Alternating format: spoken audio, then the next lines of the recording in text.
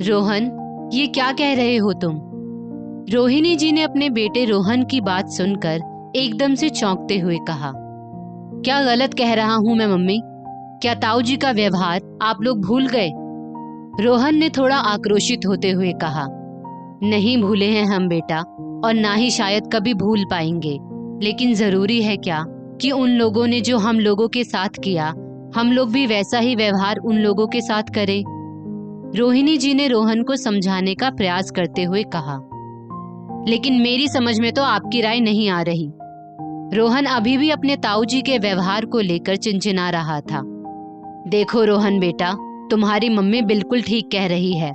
अगर बड़े लोग गलती कर रहे हैं तो जरूरी नहीं कि हम लोग भी वही गलती दोहराएं।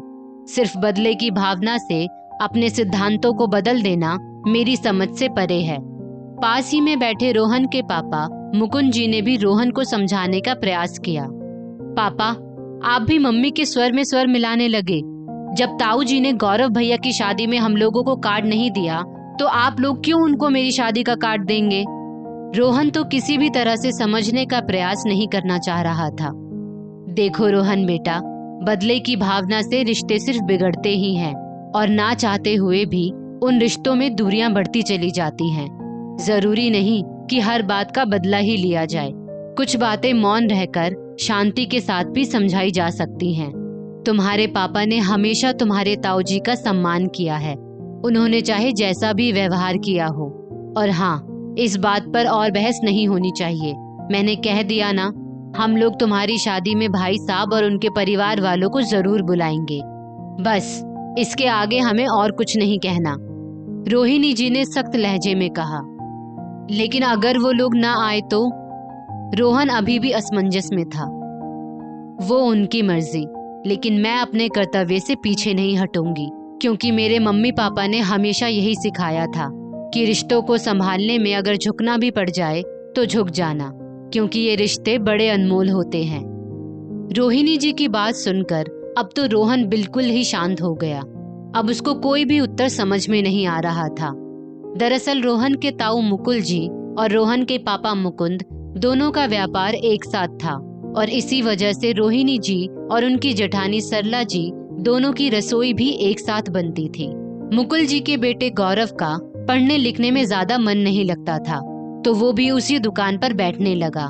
लेकिन ठीक इसके विपरीत रोहन पढ़ाई लिखाई में बहुत होशियार था। वो पढ़ लिख कर सरकारी स्कूल में प्रिंसिपल बन गया। अब तो जाहिर सी बात है कि रोहन की कामयाबी मुकुल जी, उनकी पत्नी सरला जी और गौरव को खटकने लगी। जहां रोहन के लिए रिश्तों की लाइन लगी रहती, वहीं गौरव के लिए रिश्ता ढूंढना पड़ रहा था। ये वजह और भी ज्यादा उन लोगों के चिढ़ का कारण बन गई।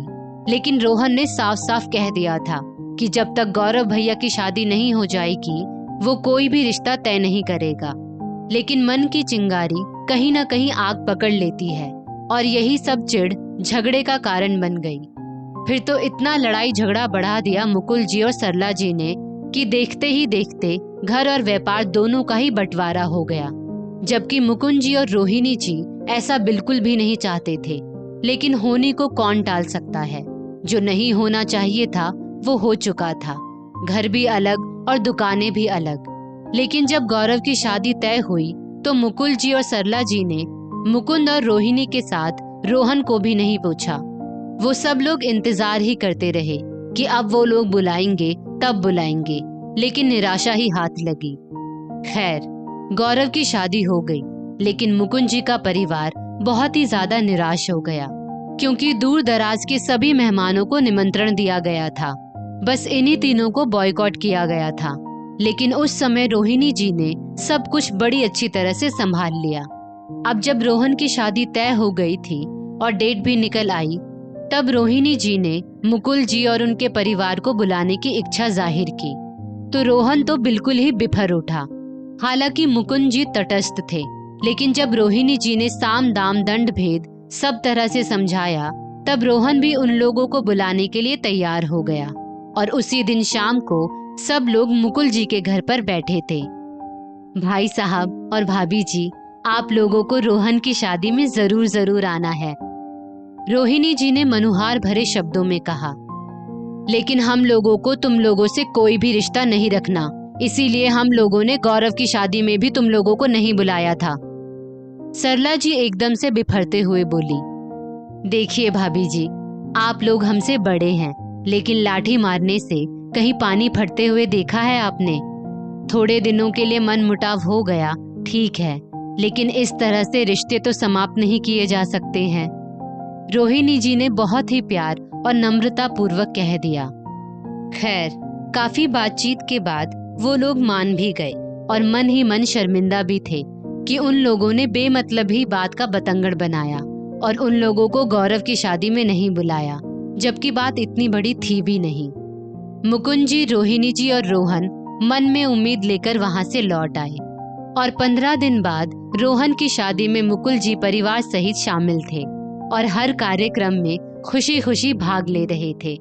रोहिणी जी रोहन का चेहरा देख देख कर मुस्कुरा रही थी कि बदले की भावना से कुछ हासिल नहीं होता।